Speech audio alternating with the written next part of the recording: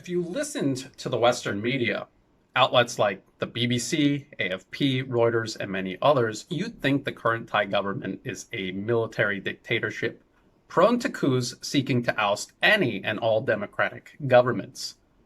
The story goes that the democratic government of Yingluck Shinawatra was overthrown in an undemocratic military coup in 2014, and ever since, an evil military dictatorship has held onto power.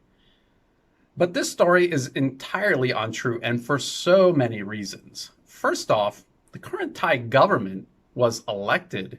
In 2019's general election, the ruling Palang Pracharat party received over 2 million more votes than Thanaton's Future Forward party, and over 500,000 more votes than Thaksin's Pheu Thai party. It also built the largest coalition with the most seats in parliament.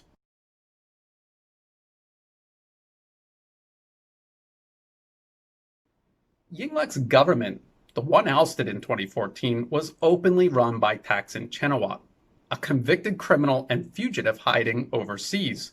There were even articles in the New York Times, Deutsche Welle, and others boasting about how he still remotely ran the country. Pheu Thai's election slogan in 2011 when Yingluck came to power was literally, "Thaksin thinks, Pheu Thai does." In no other country can a fugitive remotely run the government through a nepotist appointed nominee. So why would Thailand? From 2011 and 2014, between Pheu Thai's attempts to change Thailand's laws to grant Thaksin amnesty and their disastrous rice subsidy program that left over 1 million rice farmers unpaid, very real damage was being done to the country. And when protests began to grow over these two main issues, a government crackdown left nearly 30 men, women, and children dead. The violence included the notorious red shirts and black shirts. These are violent armed groups backing the Shinawatra political machine, who at the time were using war weapons in almost daily attacks on protests across the country.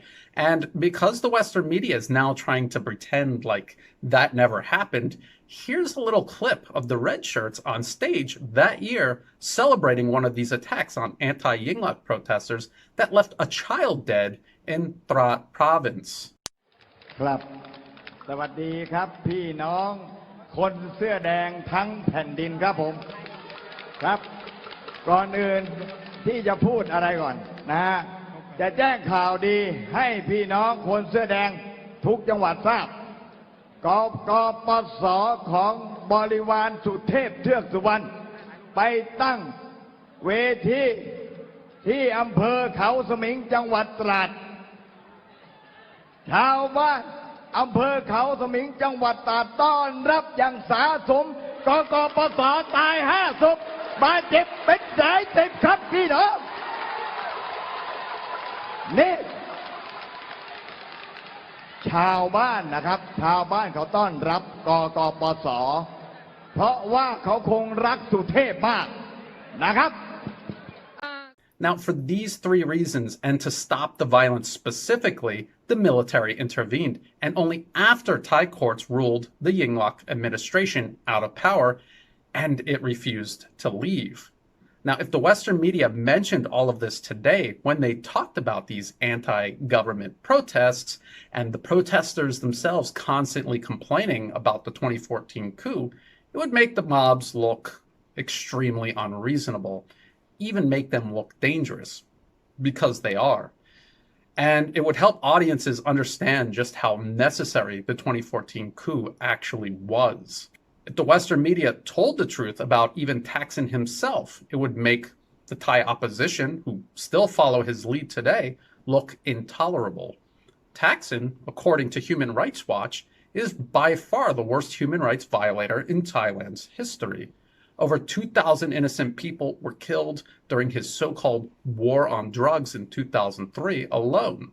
Thaksin was and still is every bit the violent dictator in reality the Western media and the protesters claim the current Thai government is in fiction today.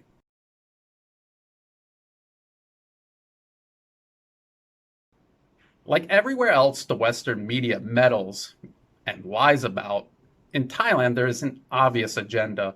The country's current government is clearly tilting towards China. The West wants to change that and seeks to get Western-backed opposition parties, including Pheu Thai and Move Forward, into power just as they've done in Afghanistan, Iraq, Libya, and Ukraine, and tried to do in Venezuela, Iran, Hong Kong, Belarus, and many other places. It's really as simple as that. And articles like this by this guy Ken for Thai Inquirer, who claims that U.S. funding being behind the protest is still somehow not U.S. meddling. To say this, people like Ken have to completely ignore the dozens and dozens of countries the U.S. has already done this to, subverted, attacked, and destroyed.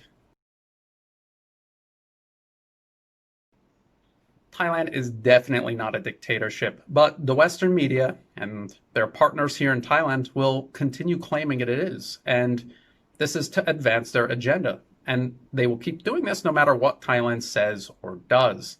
And the solution to this is creating and supporting alternative media to fight against these lies and to build relations with other alternatives to Western media around the globe. So while the West will definitely continue lying, they'll have to face a growing voice speaking up against those lies. Please check the video description for all the references. You'll also find ways that you can help support my work, including links to my Patreon account.